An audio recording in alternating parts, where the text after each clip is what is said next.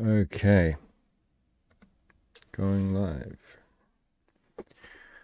Hello. Sorry about the delay. Can you hear me? Is everything working on that side of things?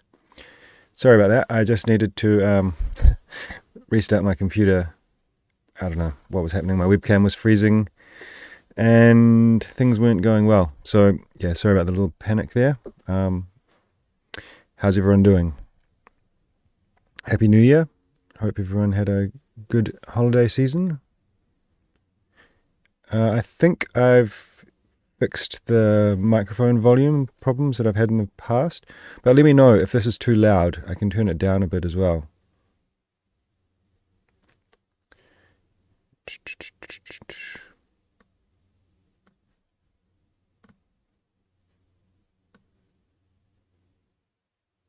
Right, so let me just grab the chat and pop it out here. So we got plenty of tracks today. A lot to get through. We'll probably stay on for a little bit longer. I think there were not too many who didn't send the correct links or didn't enable downloads, so good stuff. And I'm going to do the draw for, you know what, let's just do this draw for winning SonarWorks that I was supposed to do last time, and the website that I tried to use didn't work, so I've got a selection of websites to try and use now. So let's just try and find a winner. We'll go try this one. Hopefully it works.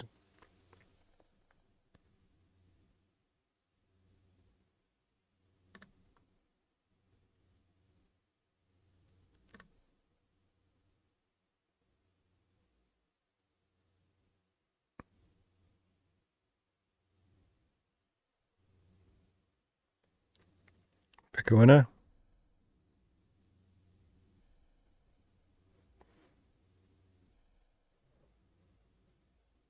No more comments.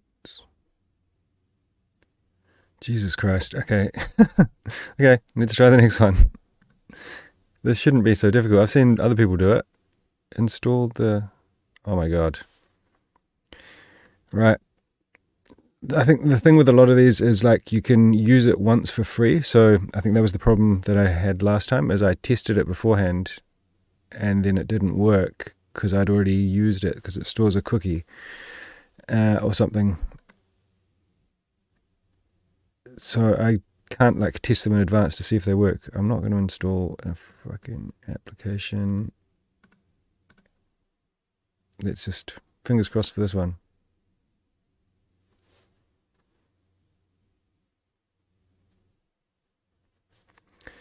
Let's go, let's go.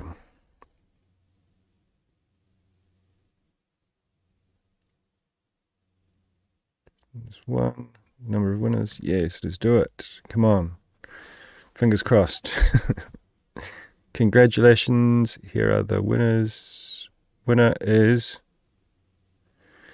Nothing Crazy Music. Okay. Let me just screenshot this. And I'll just send that to myself. So I've got it. Okay.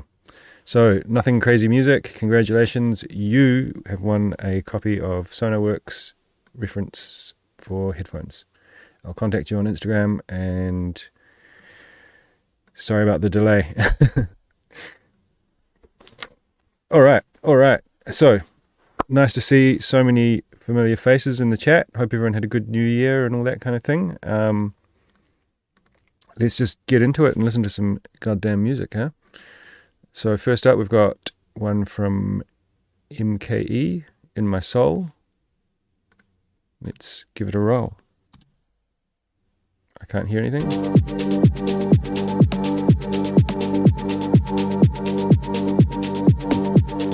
You guys can hear that?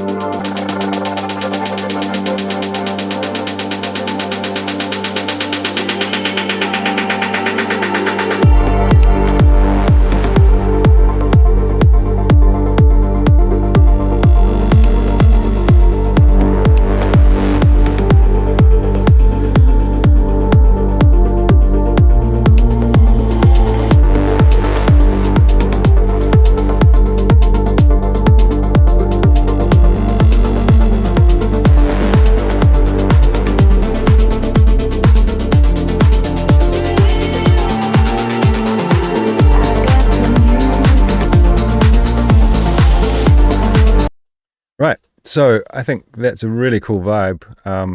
Everything that you've got is kind of working pretty well together, but it feels to me, in like a few places, it felt like it's kind of just lacking a bit of depth. Like I think particularly in the drums, like, yeah, it kind of like, it feels like you've got some nice hats and shakers and stuff going on. But there's not really a lot of detail in there. Like I think adding in some kind of toms or some percussion kind of stuff. I think a lot of this kind of music you can hear either will have like kind of organic house type drums in it as well, or some stuff that's a bit more electro-y, like some like kind of drum machine, big snare fills and kind of stuff like that. So I think, yeah, I would look at the details of the drums to just kind of bring a bit more life and a bit more action to the and depth to the drums. And I think with that, like you'd probably, there wouldn't be that much more to do. Also in the break here,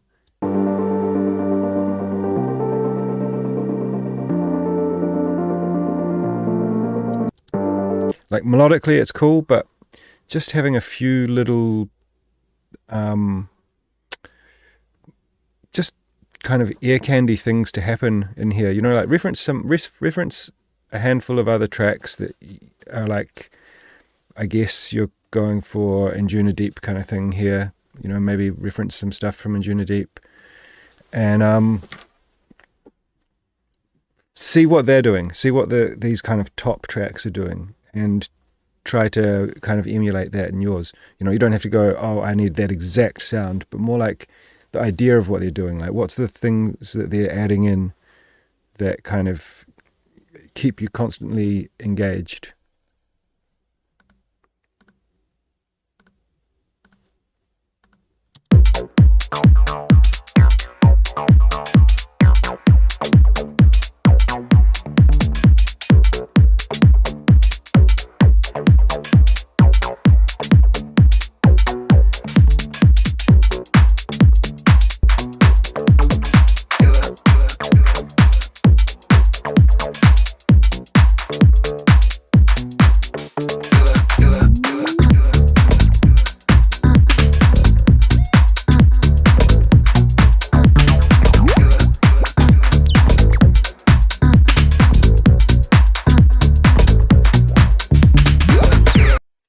Like, for example, in this track, you can hear, so just referencing back to MKE's track, you can hear there's lots of little details and these little kind of glitchy things that are happening. Completely different style of music, but the same kind of concept can be applied, I think, to just kind of have a little bit more depth and a little bit more going on.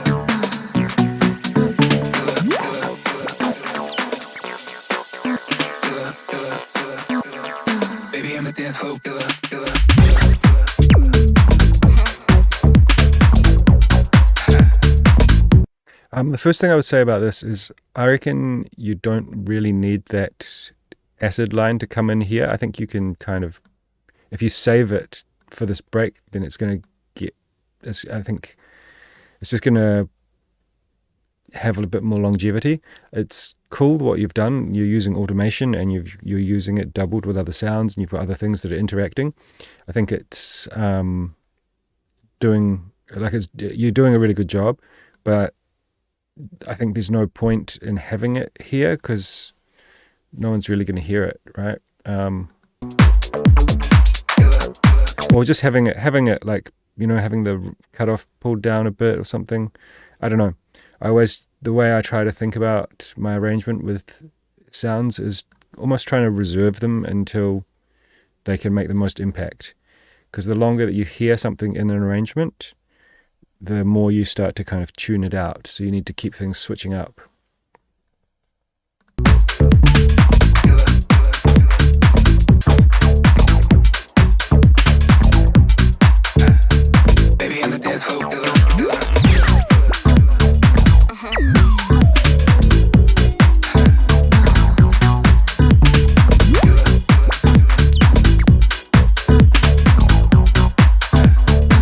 Because, like, you know, presumably, you know, this is where the previous track is getting mixed out. It's getting mixed in here. And you're already at this point here where you're kind of repeating the same idea again. Like it hasn't...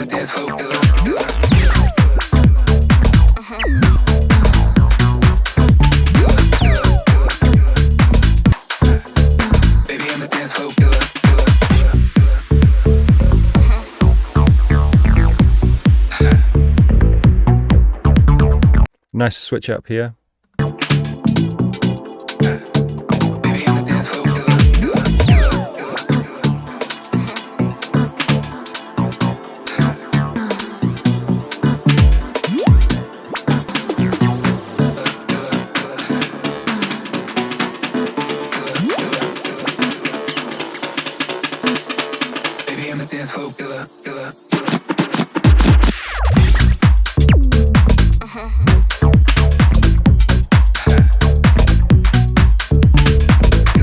Right, so I mean, I think in general this is like really well produced. The mix, the balance of the mix is great.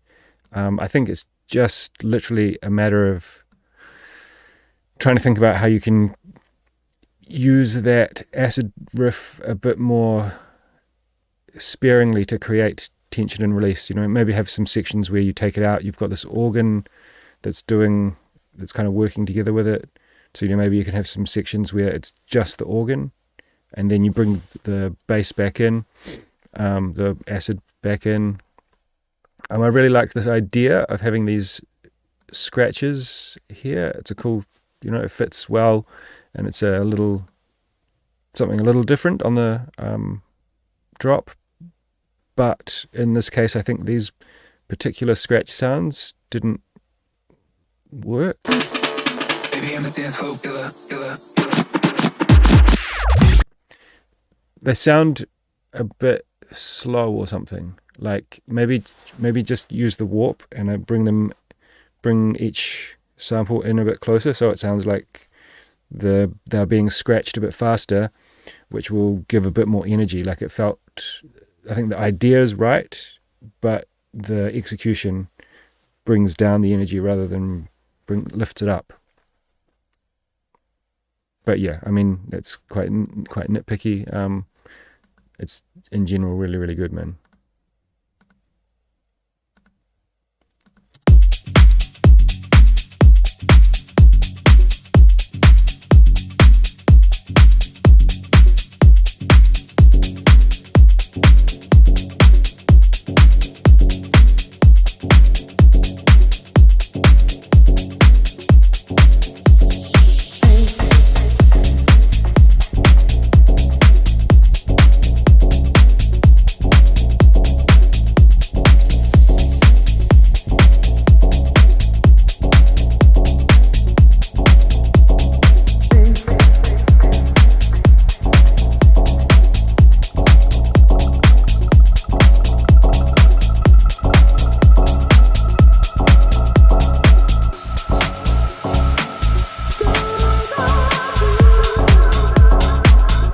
So I think the same thing applies here.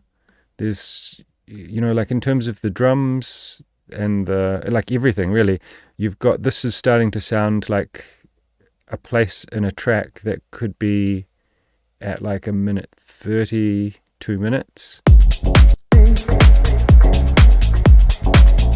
Like if I'm, you know, I mean, this is the kind of music that I play as a DJ, and if I'm mixing this in, there's no way that this is going to be the main song that's being heard until at least this point, you know.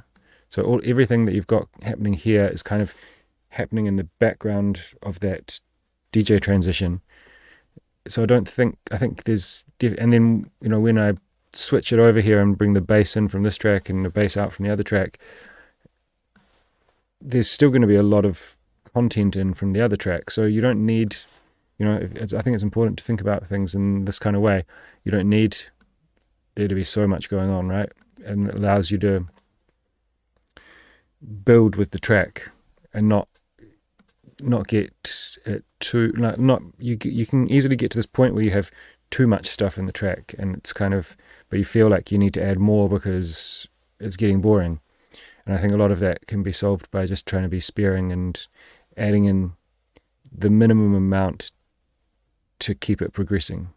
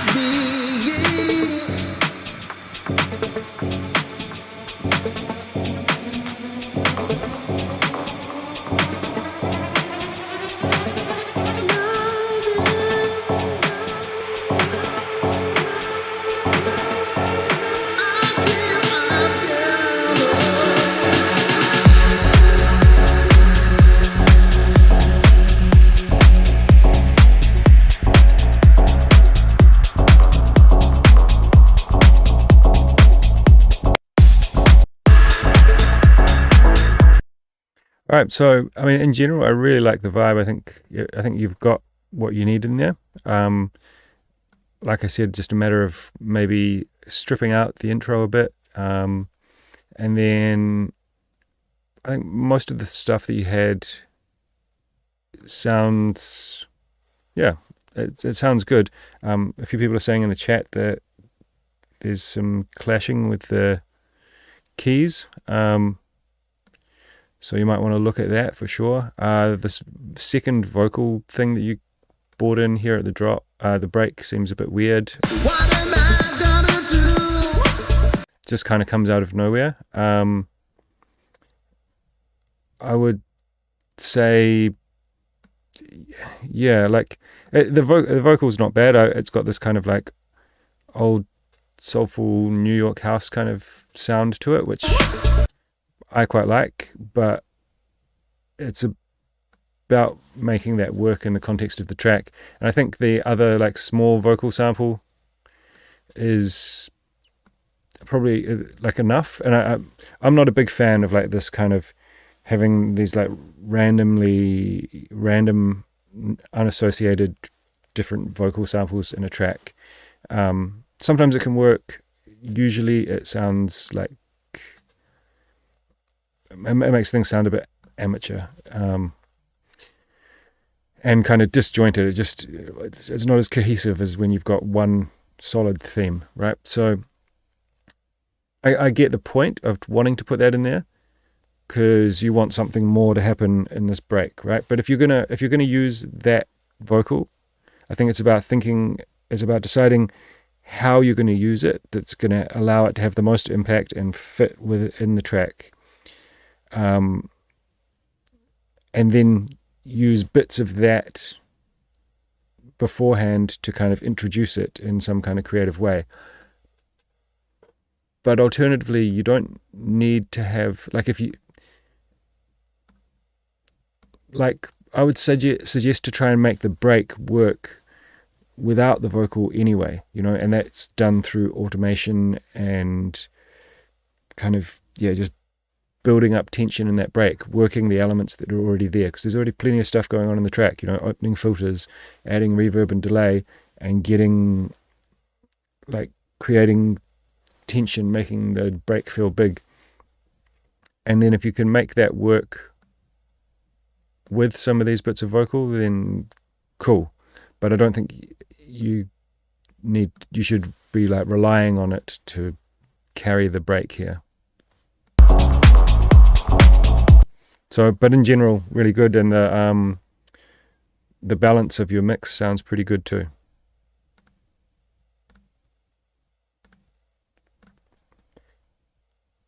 All right, catchy name here, WW Project 23 ID. That's cool. Guys, name your tracks, name them, give them a personality, give them some love and attention.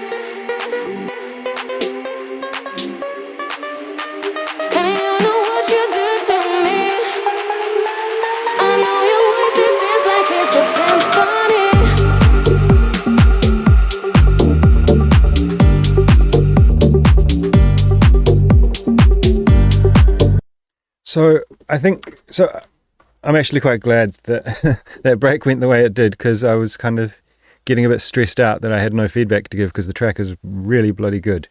The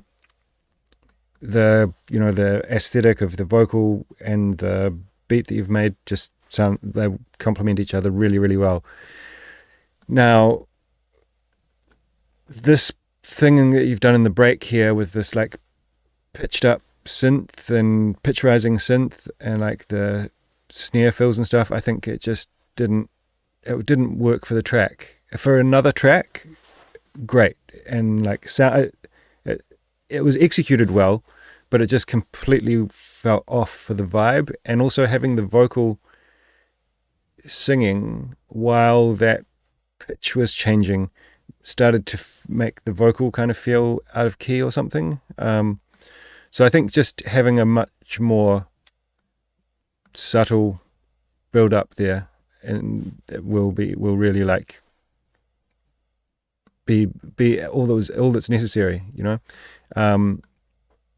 It's not a hands in the air track really, so I don't think it's necessary to try and create a hands in the air moment there. So I think just use a bit more subtlety and avoid the pitch changes, and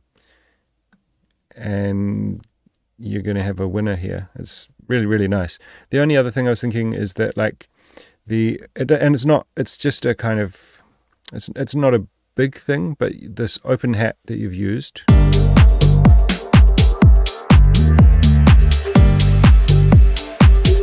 it works, but it's quite long.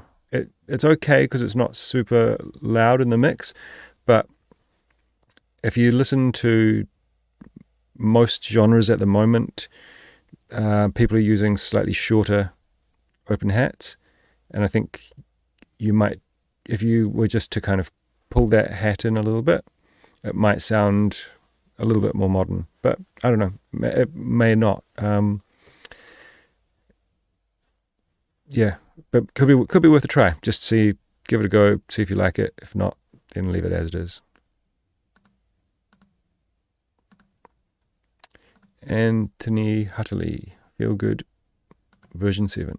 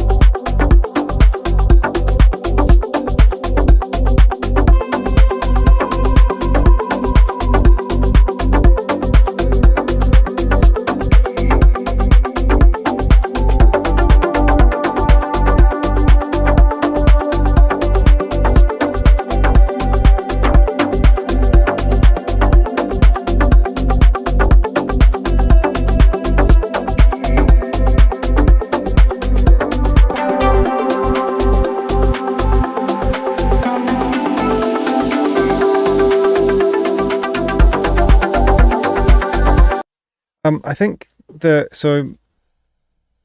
I know like a lot of these style of tracks have pretty short kicks, but I think your kick is lacking a bit of body, especially like with the amount of stuff that's going on in the synths and the hats and stuff. It's kind of feeling a little bit like unbalanced in terms of the energy from the low end. So like I know there's, I think I would just maybe try and switch out the kick for something that's got a little bit more body. So if that's your, right. So there's your open hat. Yeah, I don't know. Maybe, I think you just need a little bit more body on the kick. Excuse me.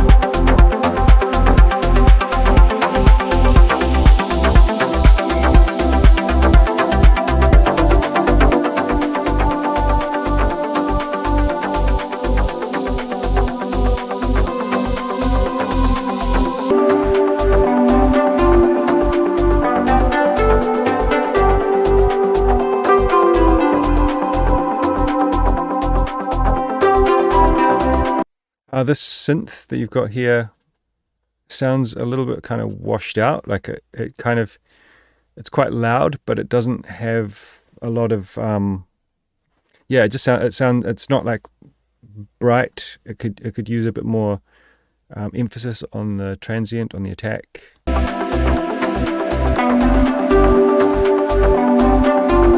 Maybe layering it with some kind of short sawtooth based kind of plucky synth or something.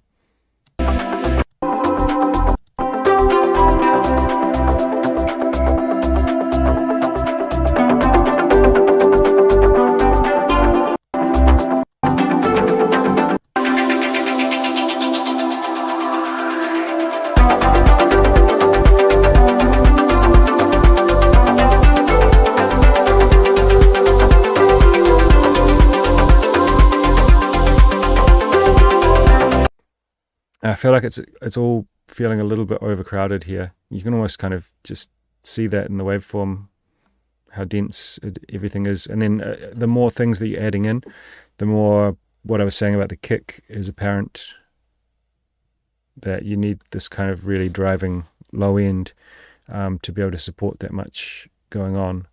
But I think a better way to think about it is also just like having different things playing at different times. This element that you've brought in is very loud also, so when everything comes back and it's very loud, it's kind of taking up a lot of space.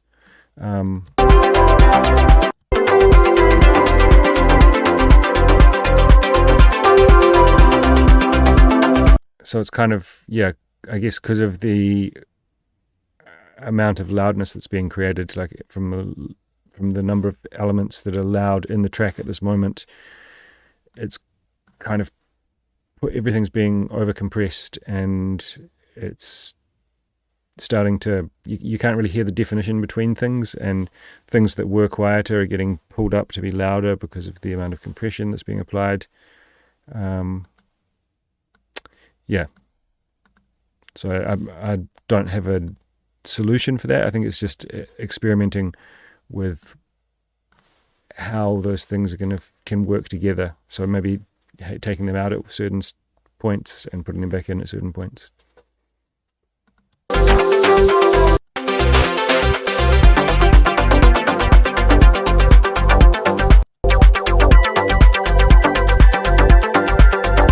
Also here you're using the ARP in the intro, turning up the filter cutoff, but I think you haven't really done that.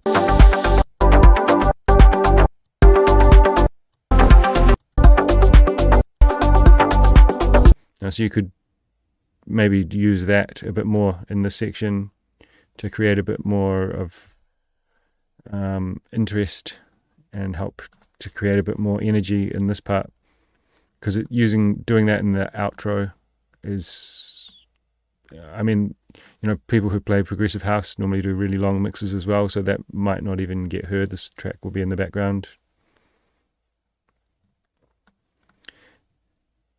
But I think in your email you said that you were going for like a Meanwhile Recordings sound, and I think you've definitely got the direction there. It sounds like the label.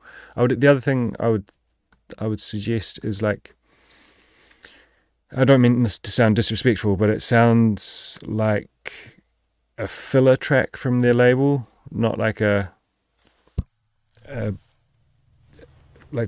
like a big track from their label. And I think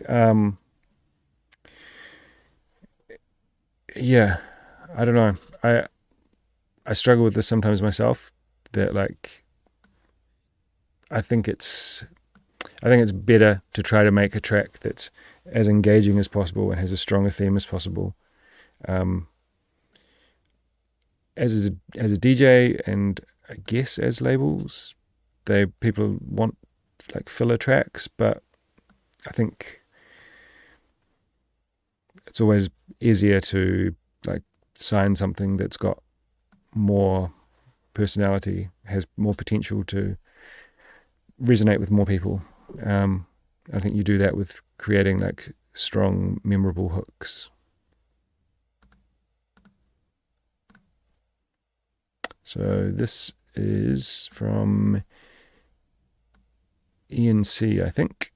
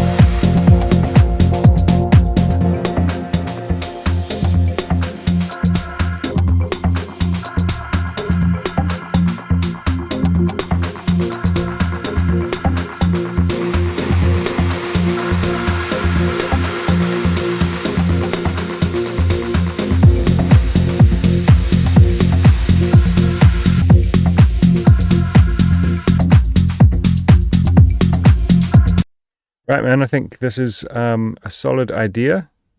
So like some of the things that I said earlier to other people about the arrangement, like bringing things in too early. Also, try to, as quickly as possible, try to get your tracks to a proper arrangement with a proper outro and that kind of thing. Like, I would imagine that this track, when it's finished, is probably going to be, maybe 6.5 minutes long. So try to get it to that point as soon as possible, because you've kind of got, this is, at the moment, you've got somewhat of an arrangement here, but it's still not a track. You need to have all those bits in place. A track, you can't send this to a label. You can't send, so just, even if you're not like working solidly on the outro and whatnot, just put it in there. I think psychologically it helps you be closer to finishing that track, you know. And then when you're doing that, like, work on this section of the track first. Make sure this is the best, and then fill in the blanks with the outro, with the intro and the outro, so that it makes sense the way that you build up to this section. And that kind of makes that whole arrangement process easier. And it also stops you from, in my experience anyway, it stops you from bringing in too many elements too soon. That's my approach anyway. I do the intro and the outro pretty much last.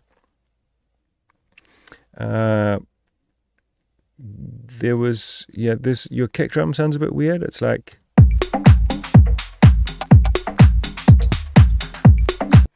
I'm not sure, is it?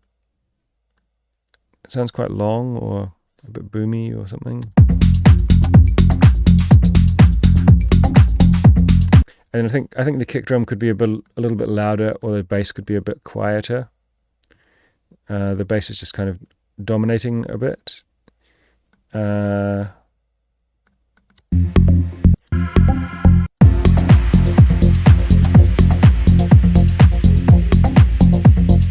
But yeah, like Ian's been sending in tracks for pretty much every live stream the past year or so, and massive improvement. So good stuff, man. Keep on rocking with what you're doing. If I compare this to like some of the earlier stuff that you sent in, it's like miles above where you were at. So keep going and keep pushing yourself, dude. Josh Harris, Spaceman.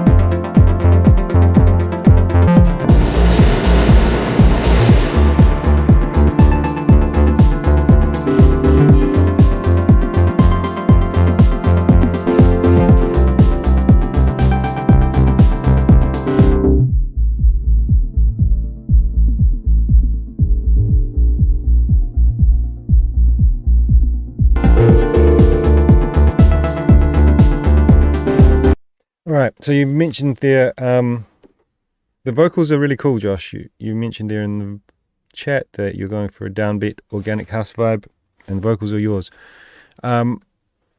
So I think like melodically, this lead is fine, but it's taking up so much space in the track. Like for the type of music that you're going for, like a more chilled organic house vibe, like I think reference some of those tracks and go like what's happening in them, and it's going to be like a much more intricate drum beat.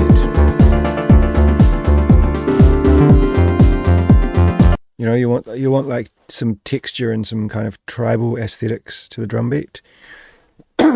Excuse me. And I think this lead is just taking up way too much space in the mix.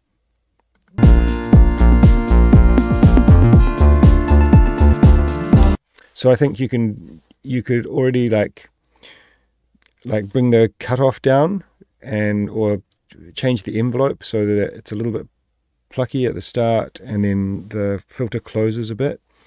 Bring the volume down so it's sitting a bit in the back. Bring the sustain down on the amplification envelope so that it's got that impact when each note plays, but then the volume comes down as well. And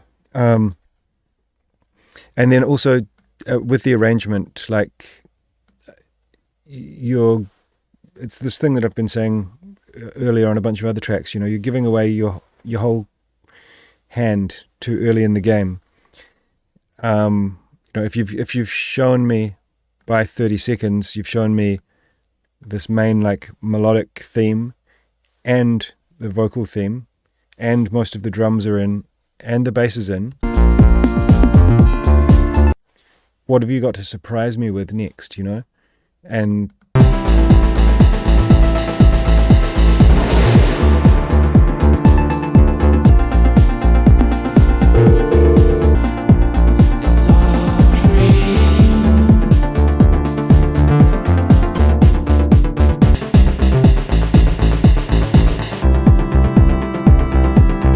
so the track starts to sound very linear. There's different things happening in there, and you had like different fills and stuff.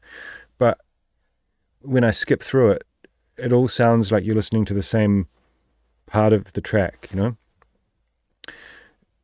So I think you can fix that by referencing some other tracks and seeing how they work with their arrangement and build it up over time. And just a good way to also create kind of change and dynamics in your arrangement is just to take different things out at different points, because that means, like, say this lead that you've got going on the whole time, if you have a section where you just take that out and it's more like just drums and the vocal, then you can bring that lead back in, you know, and then also like automating it, having it come up and come back and come up. It makes it feel more lively, but it also creates change and keeps it interesting.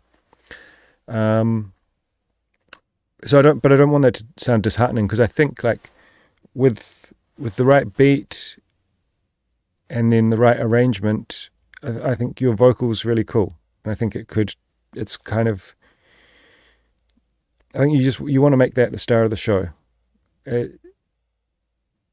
Like a cool, interesting, textural, organic house beat with that vocal, some nice pads, and using like this melodic theme that you've got there in a bit more of a creative but subtle way. I think you've got a banger track there.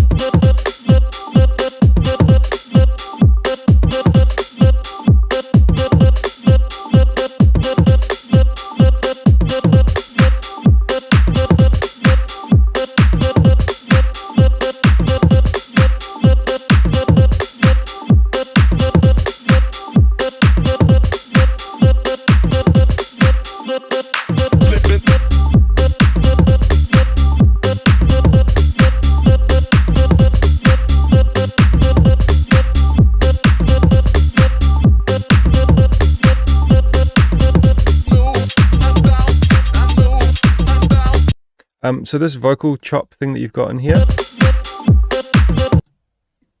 you may have spent a long time making this, but maybe it's just my opinion, but I think you can get rid of it.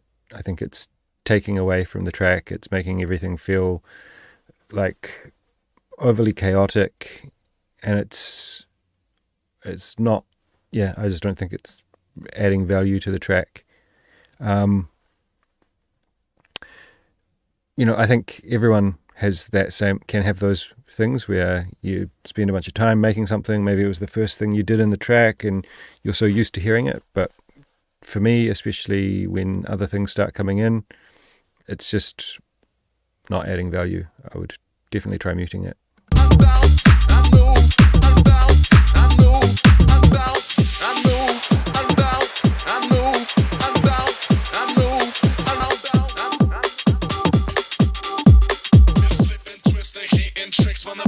Got my flipping, slipping, glitching in the mist and tripping up. We ditching intermission, getting down, stepping up, flexing our electric stuff, forgetting the direction of the exit is yes, yes, a must.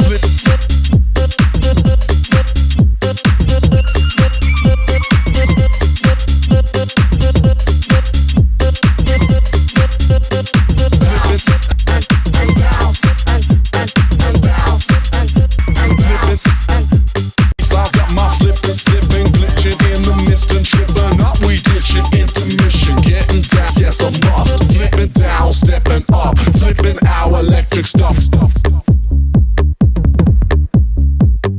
Flipping, twisting, hitting tricks when the bass lines got my flipping, slipping, flipping in the mist and tripping up, stepping up, flipping our. There's some kind of percussion thing that's happening here. Flipping down, stepping up, flipping out. It's really not working well with the vocal. I'm not sure if it was playing earlier.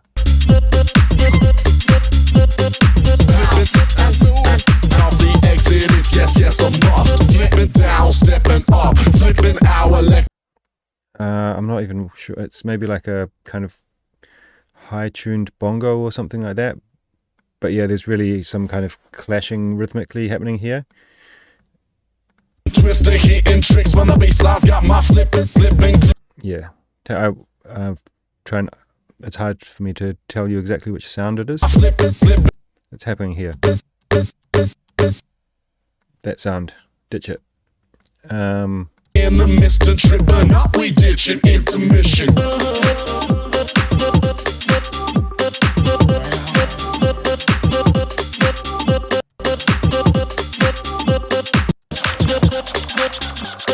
Let me see your stance.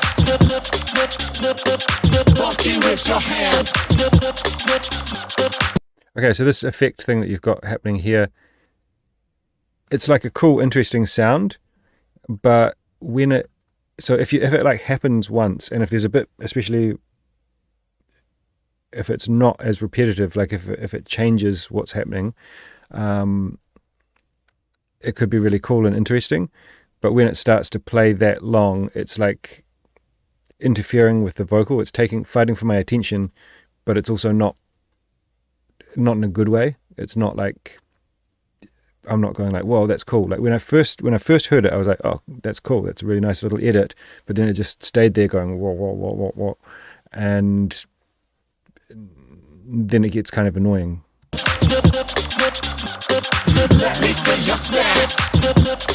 So, just bring it in, let it kind of punctuate something in the track.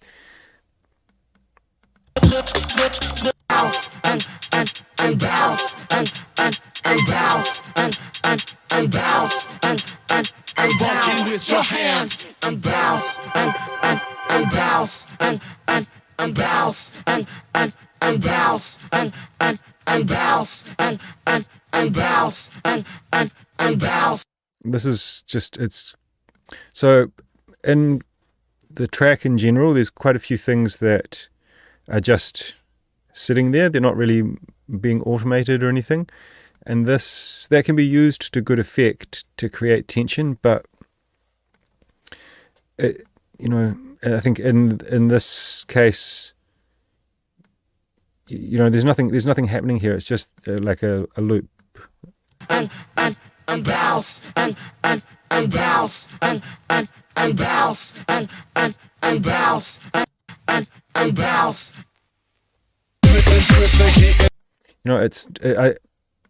That could be done in a way that does create the tension that I think you're going for there, but you need to create some movement in it, maybe add some reverb, some delay, some filter, some kind of, I don't know, a flanger or something that's, yeah, creating movement, creating tension. And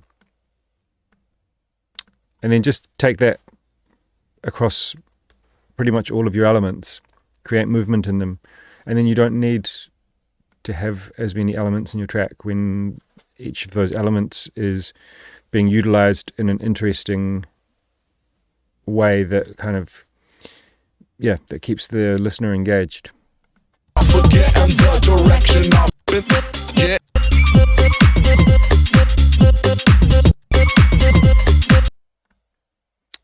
All right. Mirage, Lonely Wolf. Poor wolf.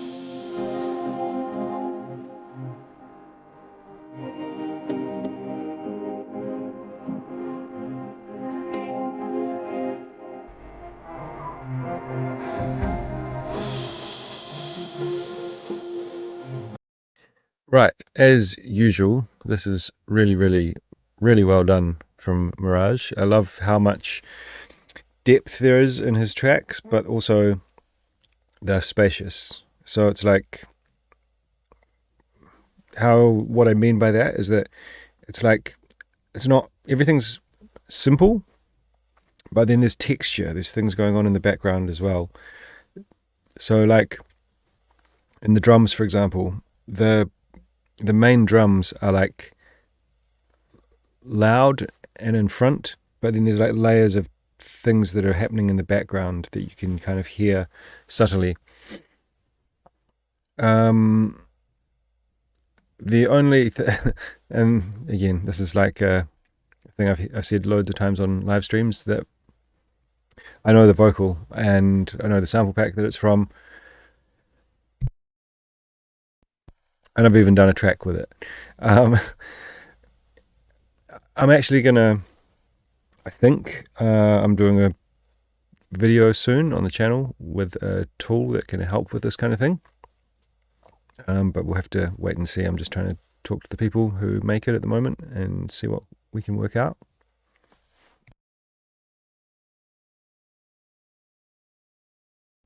Excuse me. But yeah, other than the vocal, the track's really fantastic, well mixed, well produced, really engaging.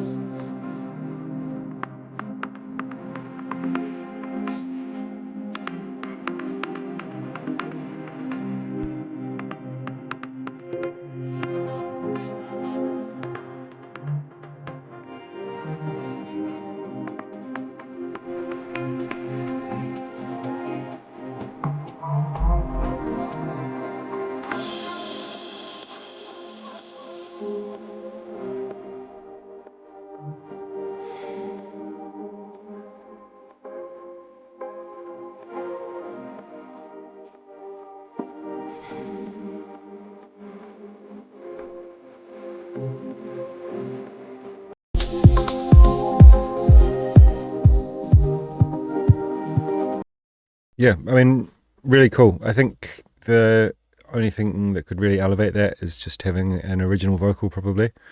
But other than that, works really well.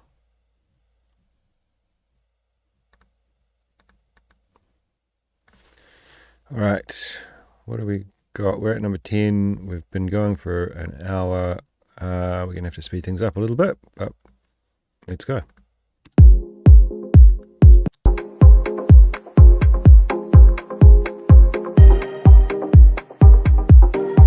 That's Mirage's track still.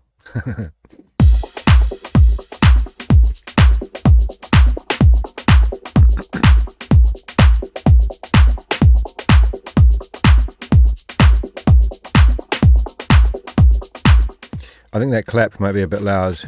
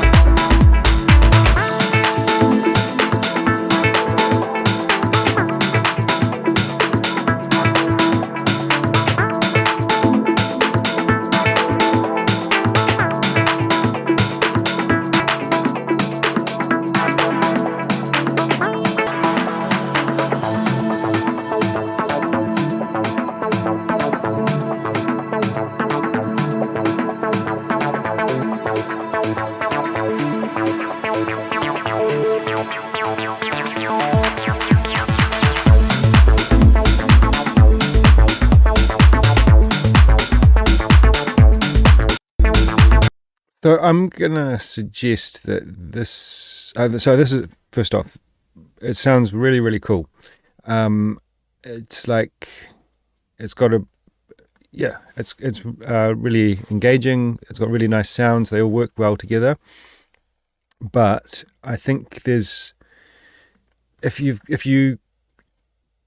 the beat and the melodies are a little bit not really on the same page. And I think all it would be is literally just switching out the clap and the main open hat from this kind of really intense 909 sound to being a bit more so like a little bit shorter open hat, something that's not quite as heavy, and then also the same with the clap, having something that's a little bit more organic kind of sounding, bring the volume down a wee bit, and then that's going to leave space for all of the melodic parts to come through a bit. I think the melodic parts could be brought up a little bit in the mix, but at the moment, like it with that kind of like main backbeat with the clap and hi-hat, it's like pretty intense. And I think, like, I can imagine it if you had some drums that were a bit more like Mihai Popovicchio kind of style, that everything would just really slot into place.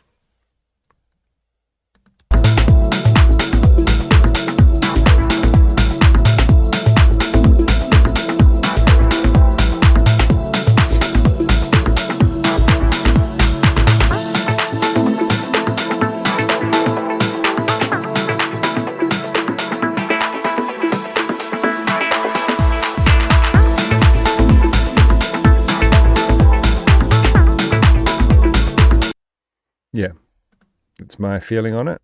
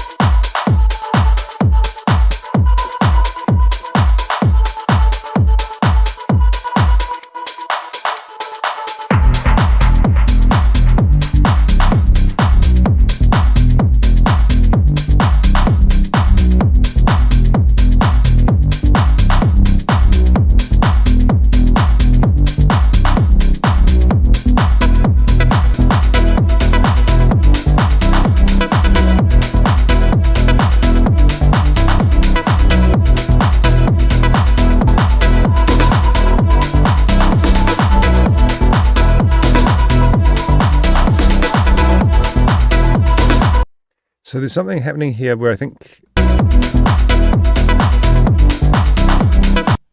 you've got this like it's kind of like stab pattern, and then there's like kind of more pad, like some more pad kind of sounding hits in the background, but it sounds like the source. It sounds to me like the source sound is very similar, and they're kind of like, so the pads are kind of washing out the other stab sound, and it's just kind of creating it almost sounds like there's just like too much reverb or something like that, so it kind of makes it sound quite washy.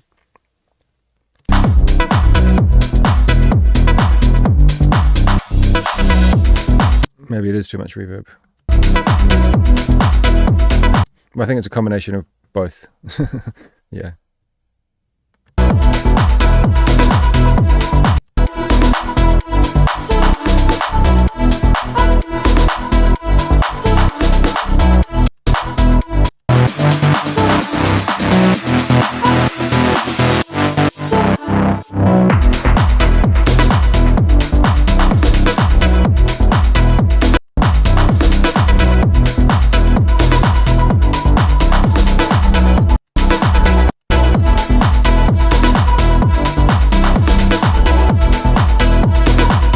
Also, like creating some movement with the automation of these synths, because they're kind of the same the whole way through.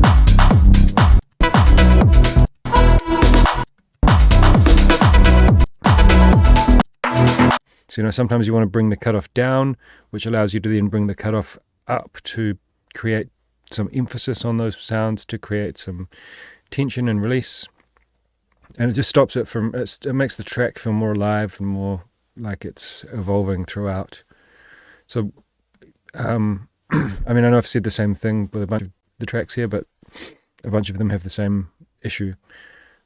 What I do when I'm writing my tracks is I basically lay everything out, and then I go through literally almost element by element and try and figure out how I can automate it and how I can create movement. Sometimes that's done using something like an LFO on a filter that changes over time, or some kind of modulation so that it's just kind of randomized a little bit.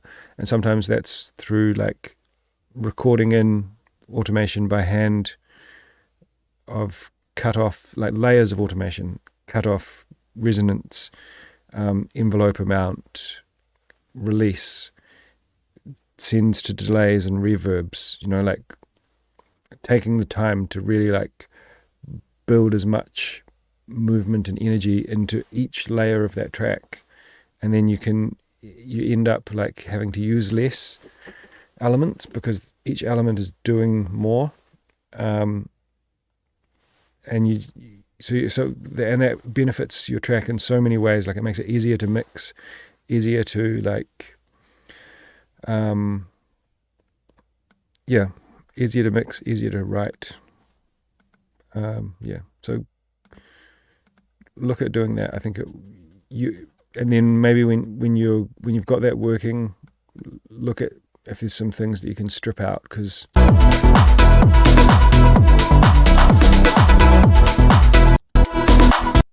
it sounds, maybe it's...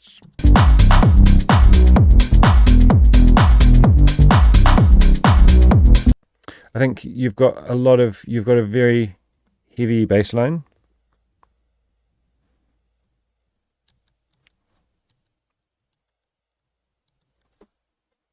And it's got like a lot of low mid in it, and then it's taking the bass line's just taking up a lot of space.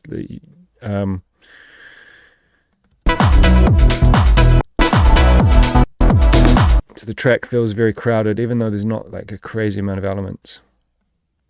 So you can, by separating your elements so that then the frequencies aren't overlapping too much, can really create like a different, like a separation in the track.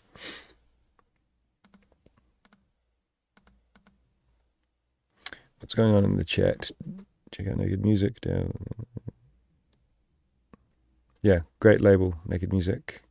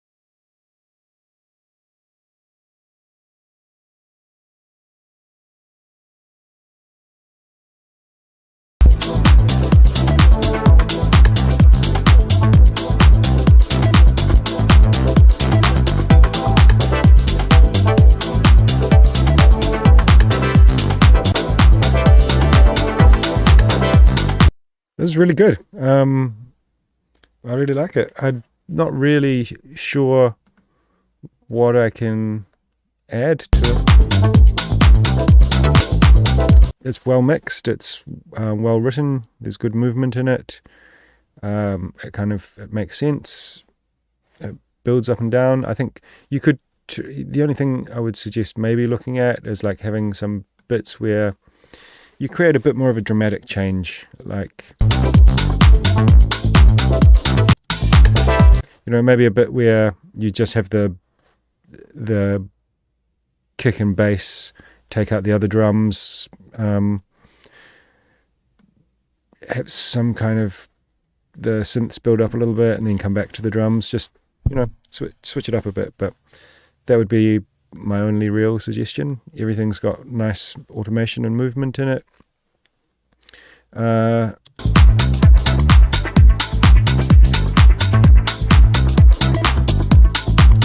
feel like in in this section particularly was where I first noticed it, that the drums and the bass are kind of crowding out the synths a little bit. Some of the synths sound a little bit low in the background, which in a like loud club environment is going to be intensified more. You're not even going to really hear those things. So I think it's worth kind of, if you want, a good way to think about things is like, if you want, you should want them to be there, want them to be heard. And if you're kind of trying to tuck them down too much in the mix, then maybe you don't want them there. Maybe you don't feel like they're working. But maybe try just lifting up some of those synths in volume a little bit and see if it balances out a bit better.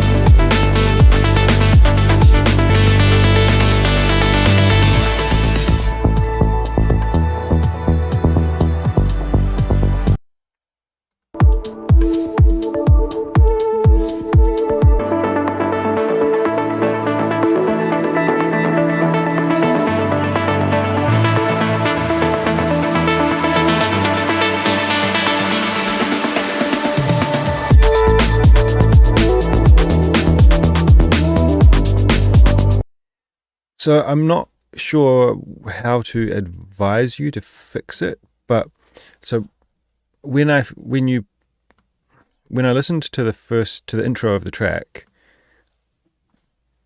it sounded like the track was going to be a lot more amateur than it actually is. Once this drop happened, I was like, oh, whoa, yeah, this is really good. This is really well done. And this intro didn't really allude to that being the case. It's not bad, but it just didn't really. I was surprised when that was what I got. So I don't know how. hopefully you can figure out how to fix that up. But that would be my main feedback so far.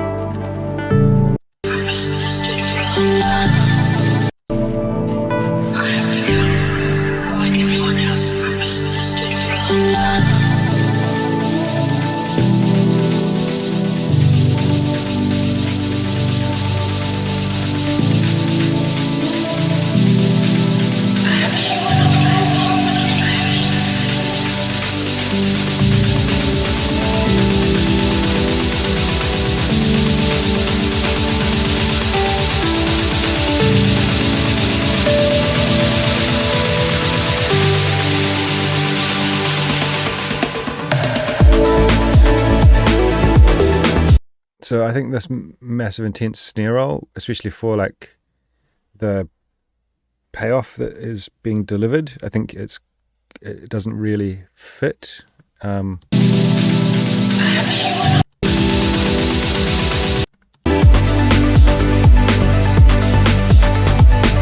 Like it's quite a chilled, emotional breakbeat track, I would suggest, and this kind of implies that, like that's a really intense build up.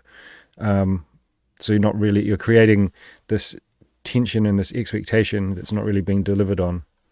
So I would just basically chill that out a bit.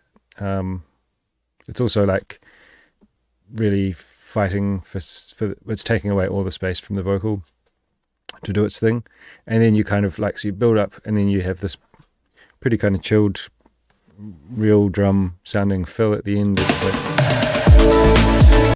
So it's very disjointed, I would say.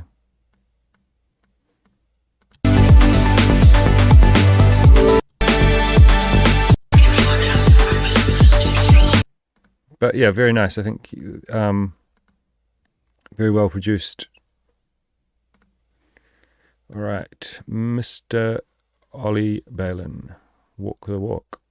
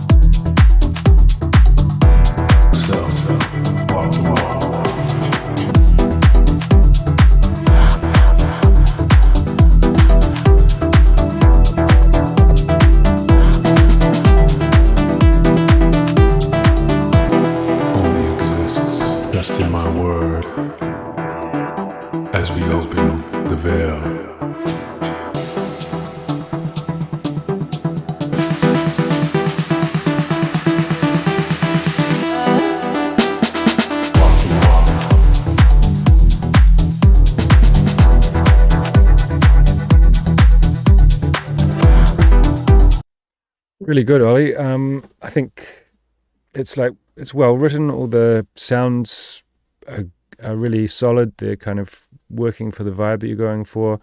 The arrangement works really well, I think. The only thing kind of letting it down is the mix. So when I say mix, a lot of the time it's to do with the balance. Like, the kick is a bit quiet, the hats are too loud, some of the synths are too quiet, the vocals quite a bit too loud. So I mean, there's some videos on my channel about how I go about that, but basically, like, start with setting the kick at the volume that you want your kick to be. Your kick, especially for this kind of music specifically, your kick's going to be the loudest thing in your track. So I have that in my template. I have like a kick drum in my track that's going to be at the volume that my kick is going to be at the end of the project, right? So then I can mix everything to that, and that never changes. If I change the kick drum, I just volume match it to the other kick drum that I had in there. So then there's no kind of mystery, and that means that I'm, from the very start, I'm getting things into like the right kind of ballpark. So then mix your kick, then your bass, your main drums, and then mix in the rest of the drums, get that all sounding really tight, and then start bringing in the most important other elements and get them up to a volume where they sound like impactful and solid, and then bring in the less important elements kind of underneath them. But yeah, there's a couple of videos where I go into that in a bit more detail. Downpour, my man, let's see what you've got going on.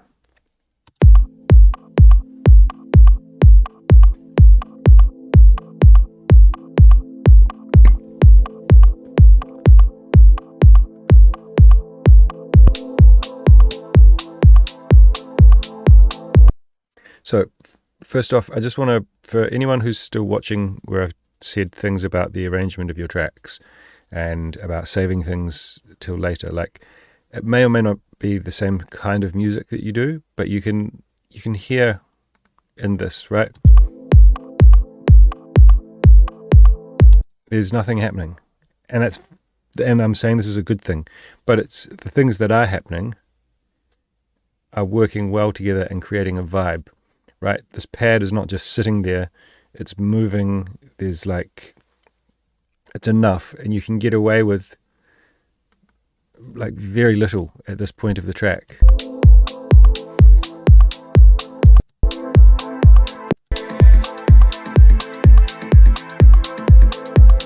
And just kind of building it up, introducing those elements slowly. It's kind of like he's creating a vibe for the start of the track here, but he's not giving away the kind of main theme. There's no vocals coming in. It's just kind of, it's setting up for that to be like presented in a more impactful way.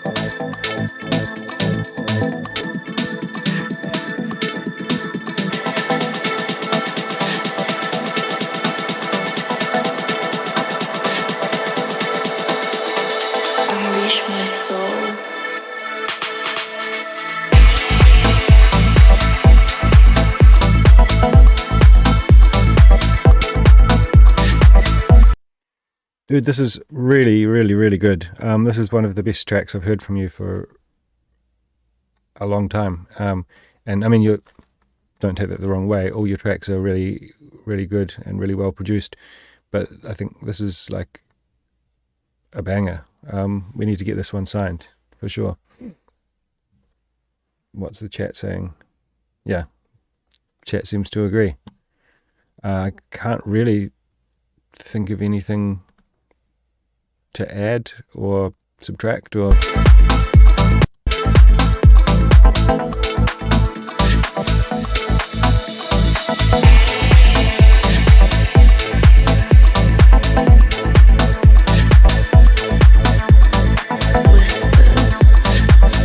Yeah, I love it.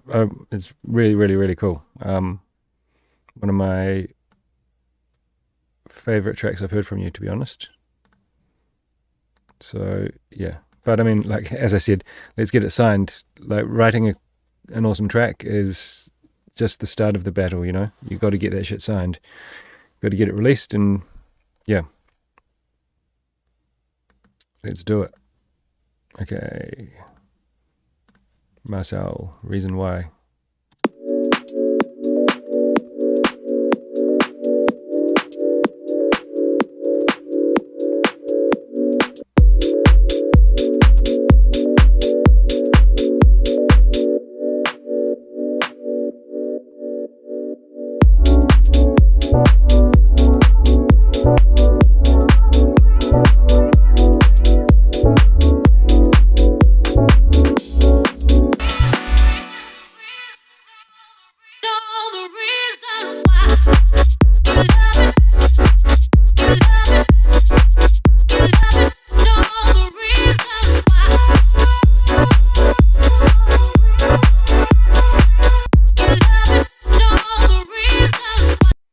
So in this section just here, and this is just a general thing, I've been guilty of this myself, and I think it really comes down to like Kickstart and LFO tool being so predominantly used. They're great tools, but in this part where you have no kick drum playing and then you have this really heavy sidechain happening, it just, I don't know, it's something that I'm hearing that's beginning to bug me when I hear it. It sounds unprofessional, to be honest.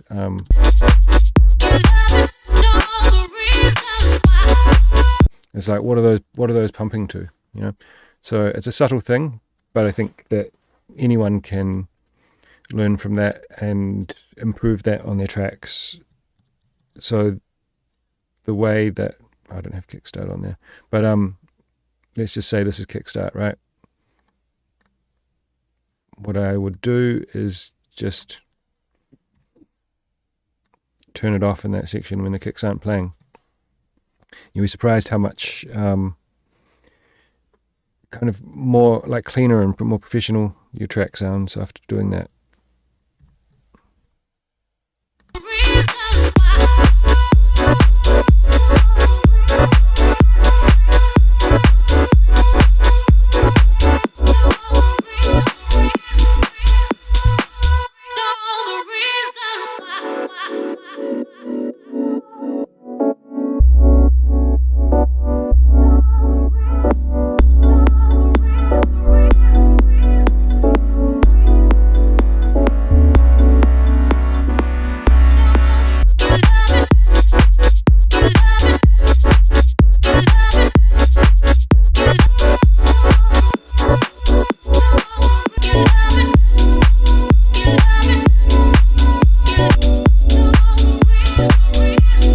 Right, I think this is cool. I think it's, I mean, it's only 3.5 minutes. So I think it's always worthwhile for, like, to make it into a club arrangement, because, I don't know, I mean, no labels that I know of that are releasing kind of house music are only releasing 4-minute tracks, 3.5 minute tracks. You know, people want a club mix. That may not be true for other genres or other types of house music, but I think for this kind of thing, you want to make an extended club mix kind of thing. And then the thing, the way I always write is I always write the extended mix first, and then figure out a way to chop it down to make a 3-minute edit for Spotify. The reason why I do that is because you could write a track here that's 3 minutes, and then maybe when you try to extend it out to be 5 to 7 minutes, you're like, oh, it's not really holding up. So that way you're kind of creating something that holds up to being the extended version, in the first place, right? So you don't have to have that problem. But yeah, everything's pretty cool and interesting. I can't really comment on the arrangement because I wouldn't say that it's arranged. It's just, it feels a bit more like just an idea. But the idea that you've got there is really cool. So get it done.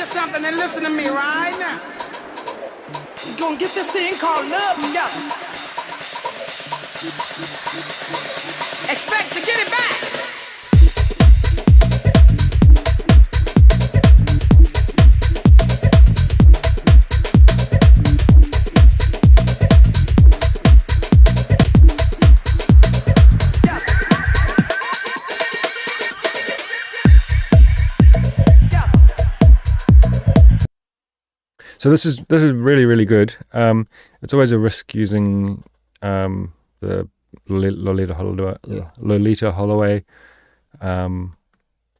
sample, but I think you've done it pretty well. The drums, bass, everything sounds really good. Bass line's really nice. The only thing that's throwing me off is this vocal chop thing that you've got. That thing that now where is it? Here, I think you did another different vocal chop.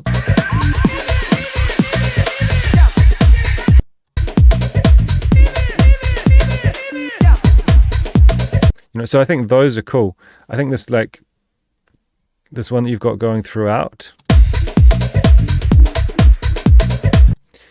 it doesn't, I don't know, and it could just be like my opinion. So I mean, all this is my opinion, but it's not working for me. I would maybe try a different vocal, try a different chop, or just try muting it and see if it works without it. Or you could also replace it with like a rim shot or something like that. That's going to kind of do the same thing, but it just has this slightly amateur feeling vibe to it. I don't know how to quite articulate that, but it just throws me off a little bit, and which is a shame because I think the rest of the track is like really, really well executed.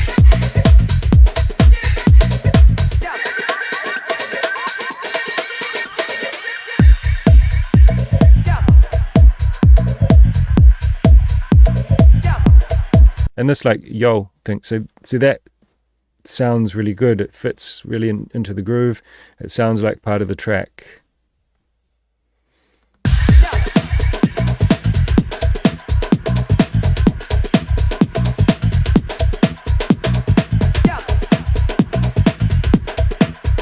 It just kind of sounds cleaner to me here, where it's not got that happening.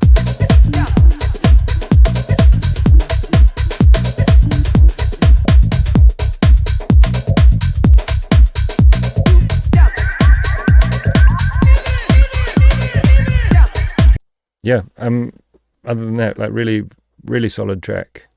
Good stuff.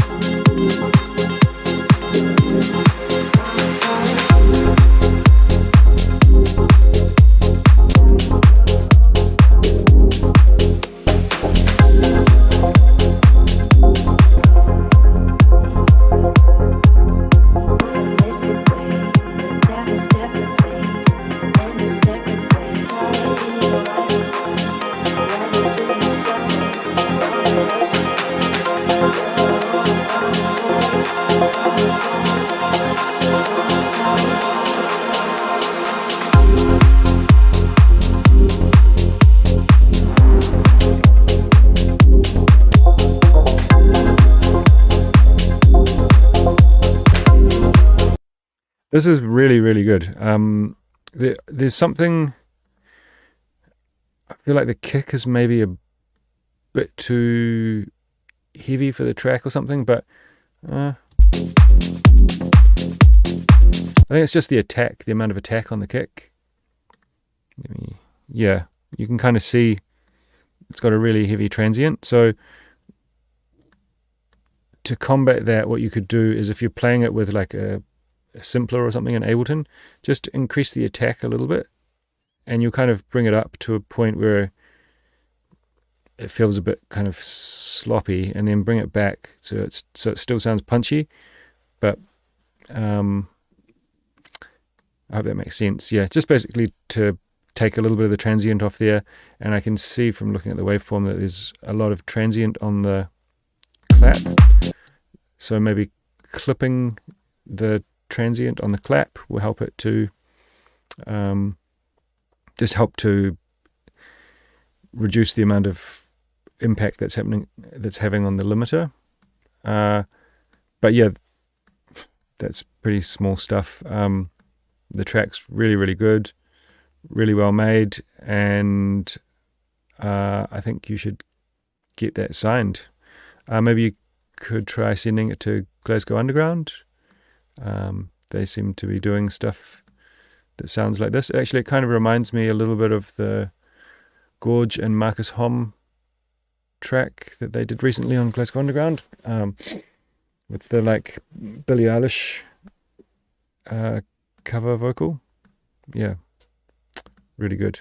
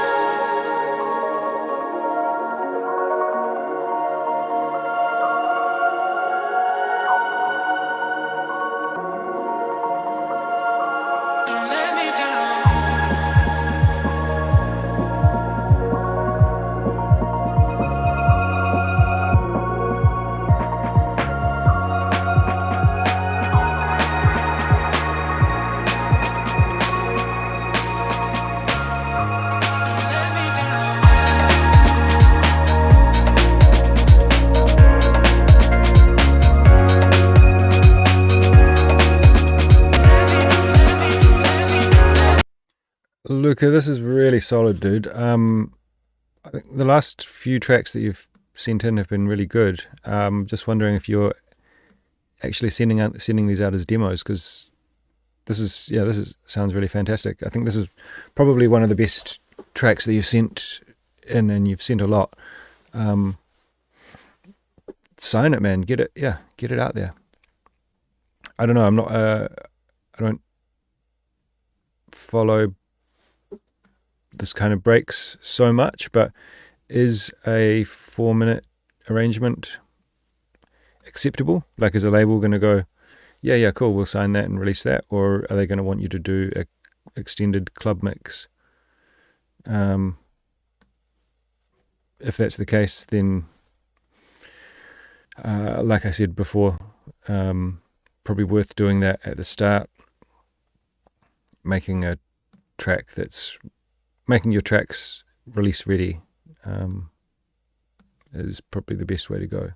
But maybe for the labels that you would aim to release with, then this would be totally fine.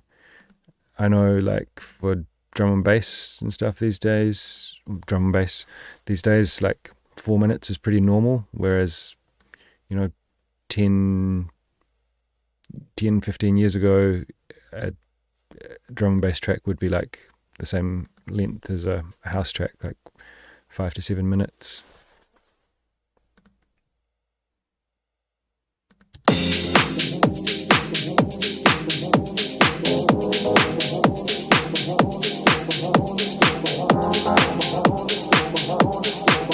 So here I'm just going to show again this example with downforce track.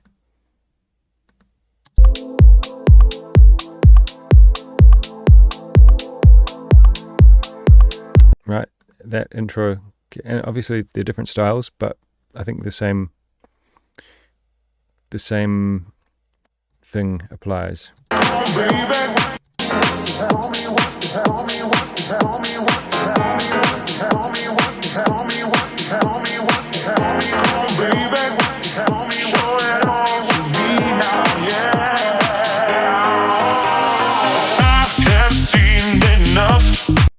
Right, I remember putting this in. Yeah, this was so loud. This is like -5 LUFS or something.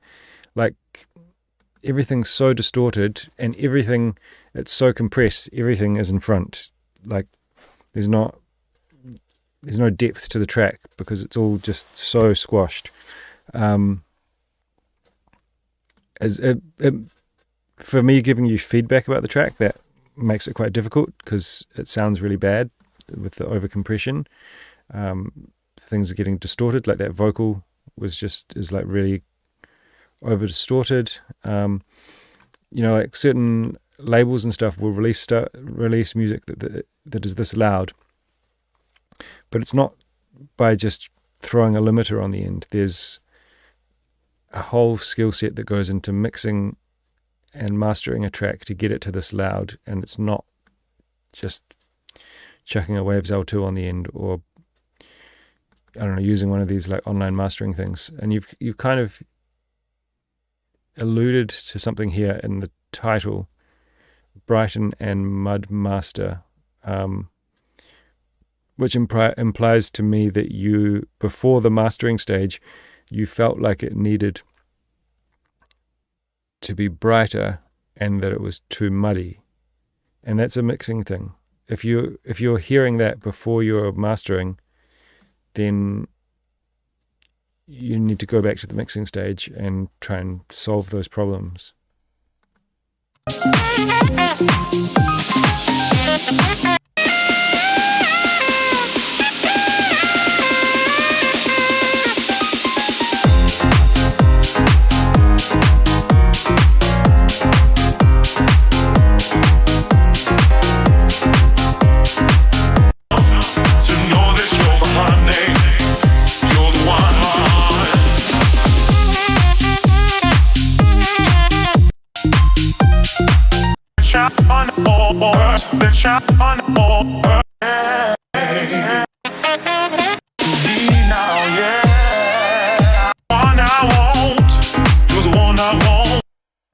Yeah, the track the track's cool. You've got nice elements in there, but it just, the way that you've presented it here makes it like unpleasant to listen to. Like the vocal sounds terrible, the saxophone sounds terrible, and then like the hats and stuff sound kind of like it says in the title, like a bit pushed with EQ. Like it sounds like the whole top end of the drums or something has been EQ'd up, which would be much better done with like with just like increasing the volume of individual elements. And I think unless you're like, to get a track to -6 LUFS or louder, that's a bunch of incremental steps that start in the writing and mixing stage. So just don't aim for that level of loudness if you're not comfortable with how to achieve that in a more transparent way. You don't need to have your track that loud, I don't think. That would be my advice on that. Sorry I couldn't give you more helpful stuff. It's difficult to listen to.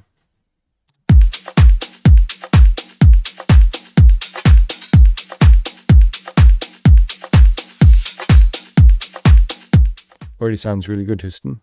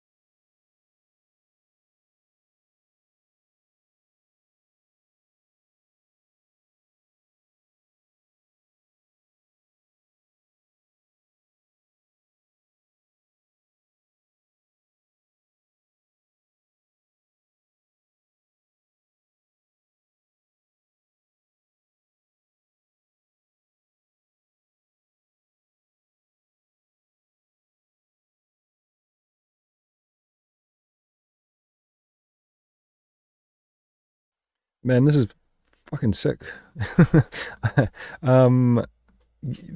Sign it, man. This is awesome. I'm just looking at his email here. So he said he was inspired to do something when he saw the email for the track submission, track feedback live stream, and he did this in 2 evenings. So congrats, man. It's really, really, really, really good. Super vibe.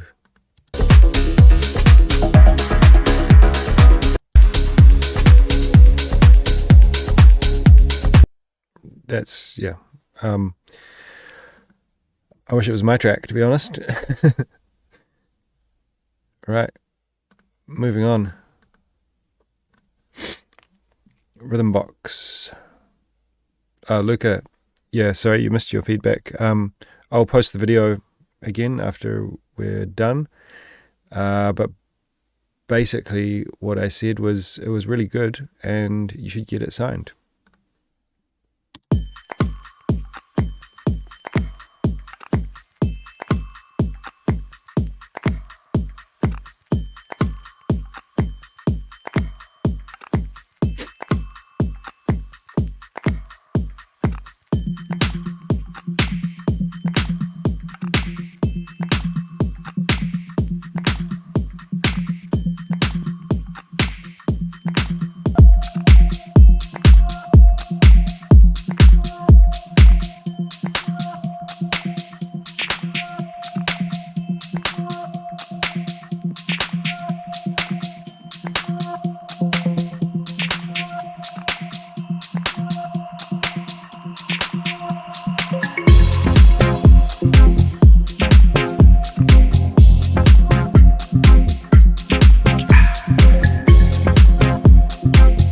This is not sounding too bad, but your clap snare thing is like way too loud. It's just, yeah, it's like really overpowering. It's got a very strong transient on it and it's just really, really loud.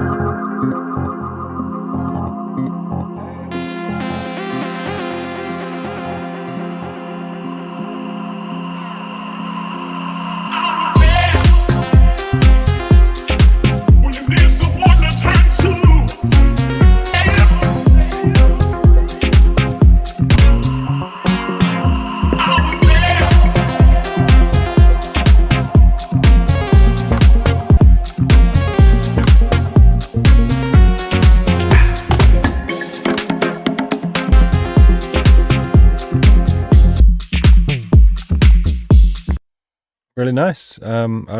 Nice, cool kind of dubby vibe. I like it. Yeah, the thing I said about the snare, pretty loud. And then again, arrangement. I don't know. I guess this is getting close to a track that an arrangement that could be released, but I don't know. I feel like it's maybe still a bit too short.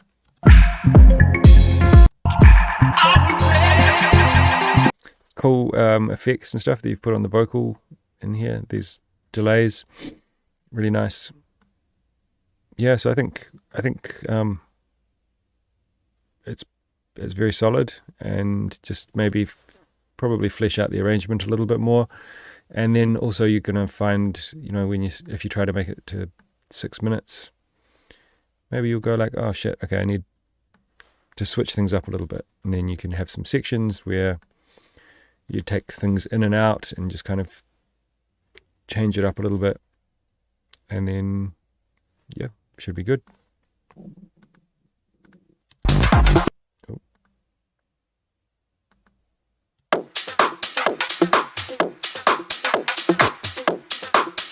Right, so this was another obscenely loud track, I think.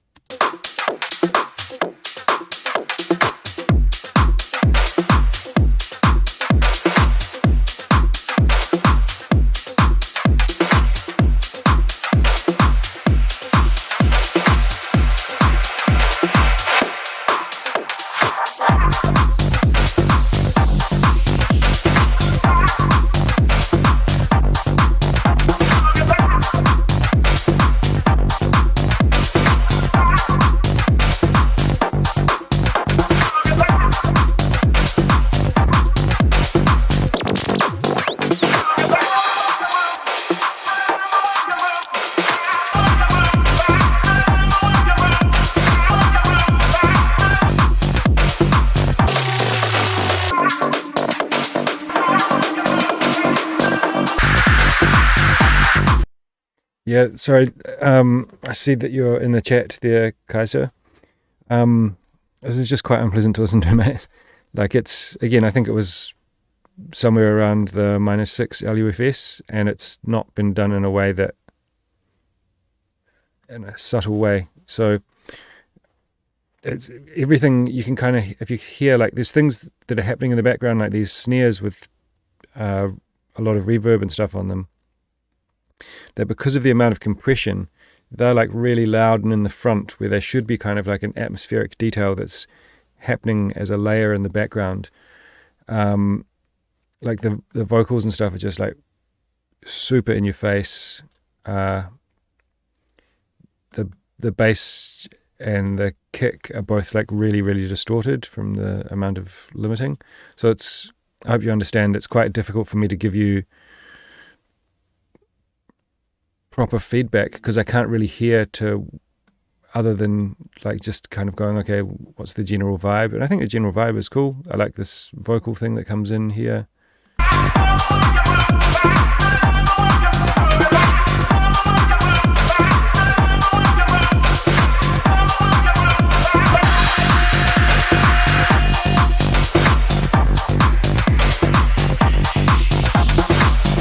Yeah.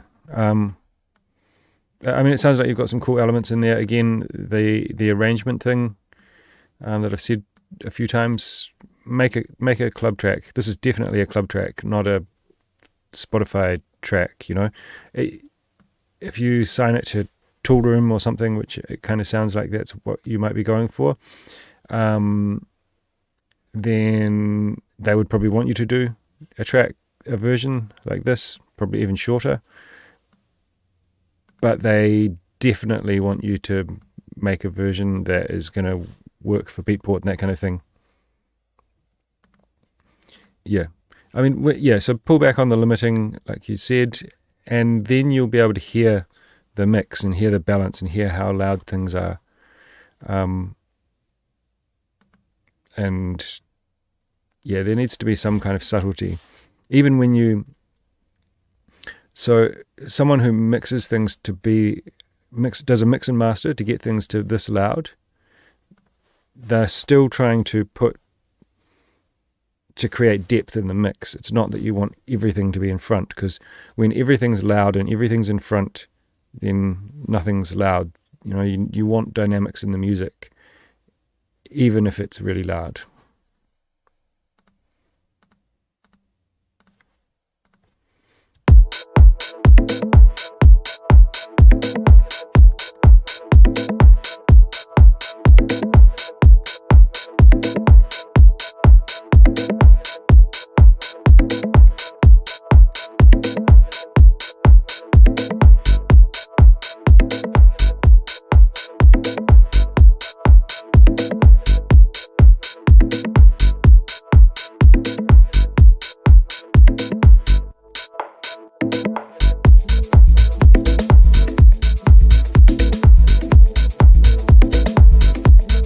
I think there's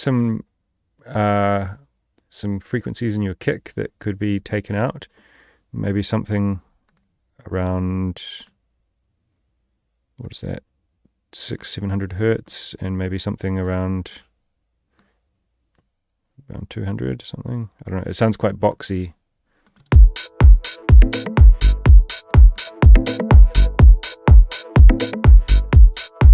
You see, when I turn that on, the kick sounds a lot tighter.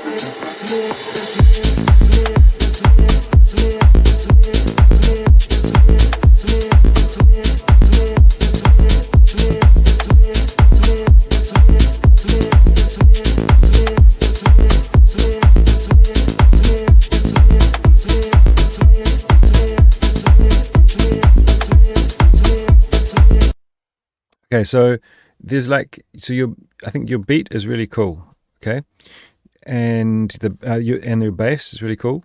But now that we're here, there's these two elements that have come in, this like vocal, and then this little synth pluck, and they're both quite loud, and they're just kind of sitting there. They're not doing anything. There's no movement to them.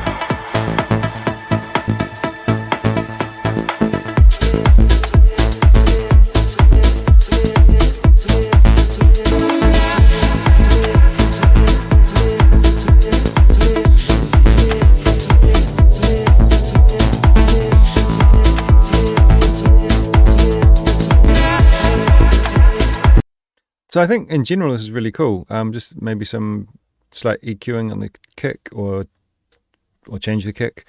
And then, like I said, there's two very prominent elements that you've brought in are just very static. So if you can create some kind of movement in them, I think there's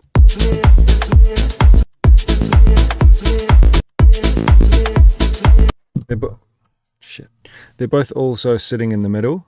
So, you could pan one thing to the left, one thing to the right, create some movement in, like, say for the synth,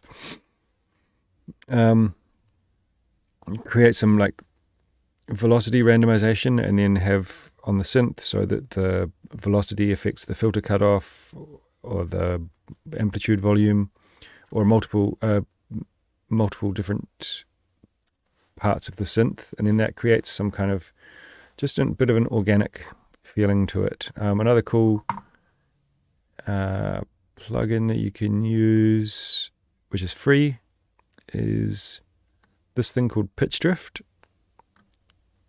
So this is going to be applied to your whole track, so it's going to sound a bit weird, but it basically just does like it says, pitch drift.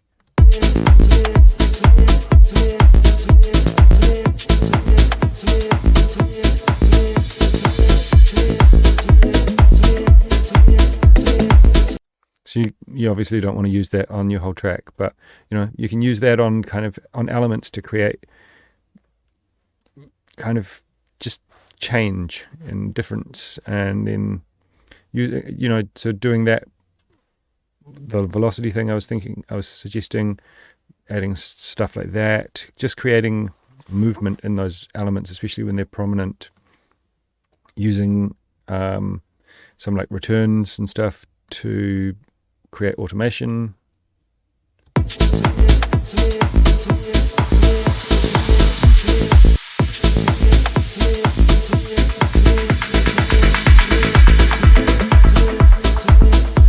Just creating movement.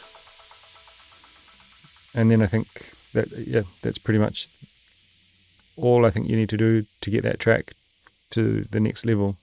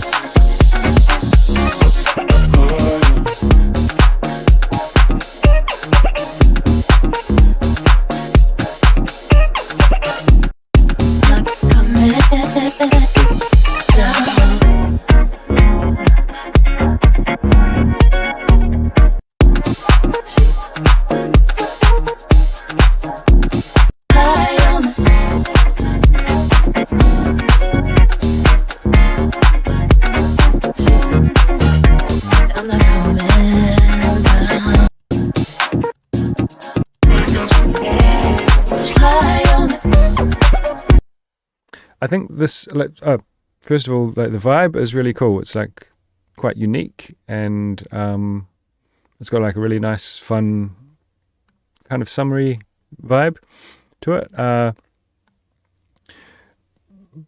It's got a little bit of this kind of overcompression that I was talking about from some of the previous tracks. It feels like everything's been kind of pushed into the front a little bit. And I guess, so if I was to give people a tip for that, it's like mix with compression on. Like, don't just do your mix and then add shitloads of compression afterwards, because when you add that compression, it's going to change the sound of your mix. You know, that it's going to change the balance of your mix.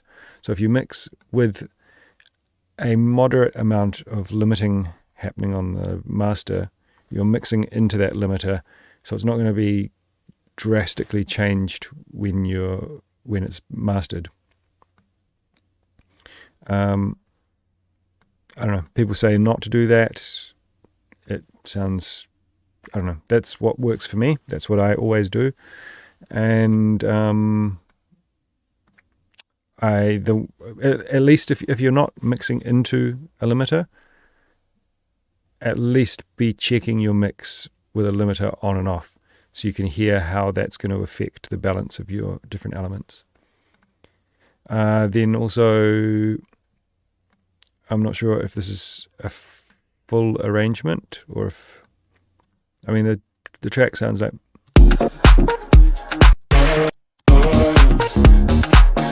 no, I mean, it wouldn't not work in a club. So I think it deserves a club arrangement. But the most important thing here, I think, is the vibe, and it's got loads of vibe.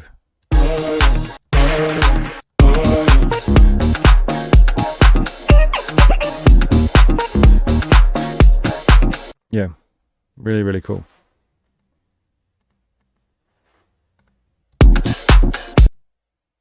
Oops.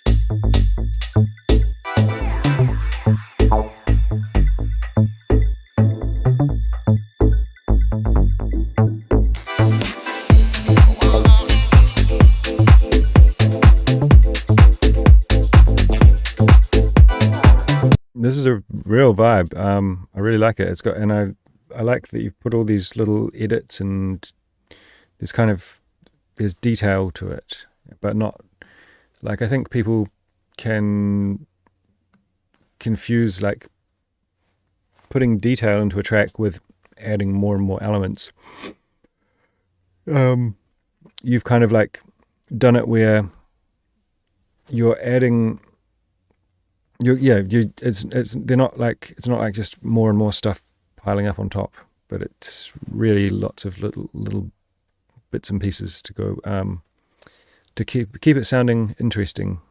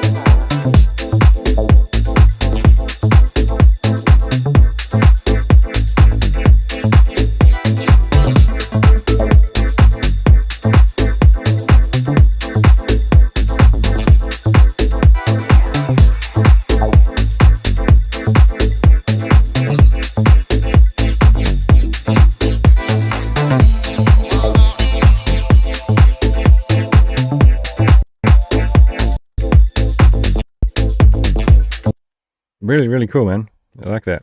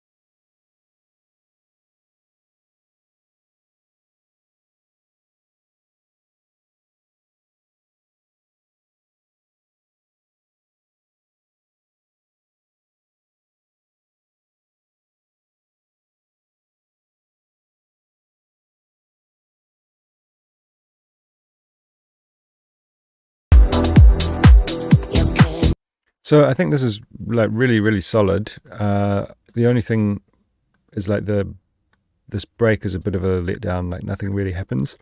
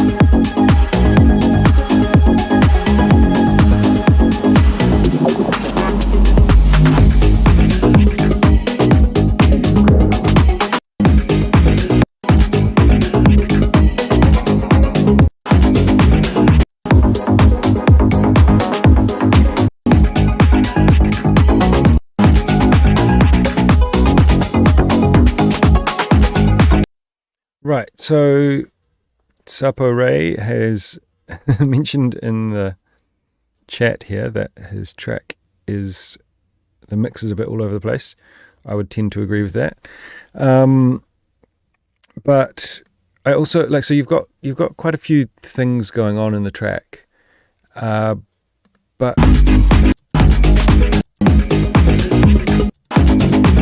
part of that's because of the mix. Like the bass line's very overpowering.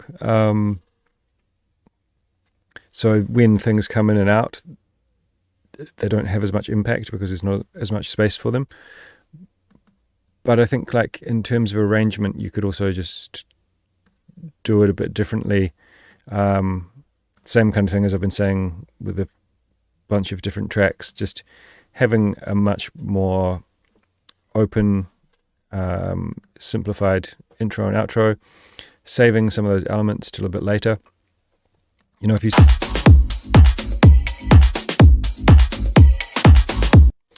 just kind of strip out some of that stuff, definitely the bass line, but even some of the other bits, and then you kind of can build them up gradually.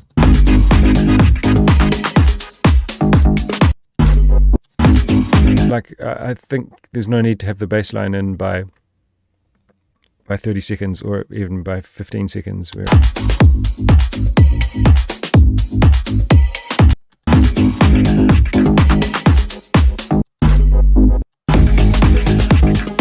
know what that means by here? You've given away so much of the track already.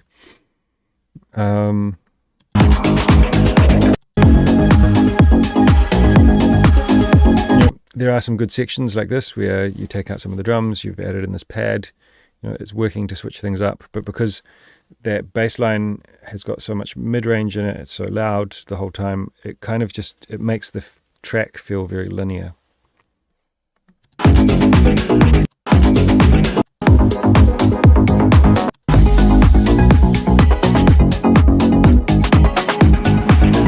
And there's like these nice synths here, but they're really like pushed into the background.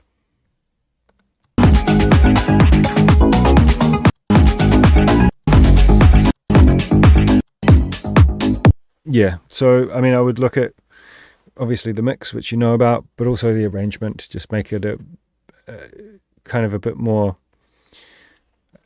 The arrangement doesn't feel very engaging. It doesn't feel like I'm progressing through the track and like it's building tension and release. I think that's the most important thing to think about in terms of the arrangement of a track, like listening to it and thinking, what's keeping people engaged now? What can I give? And then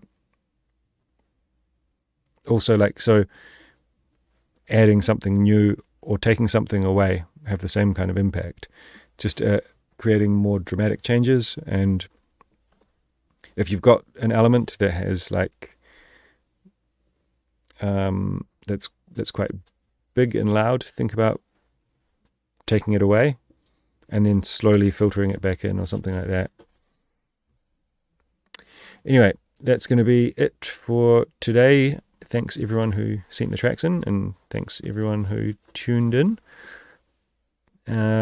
We will be back again on the live stream end of the month, I think.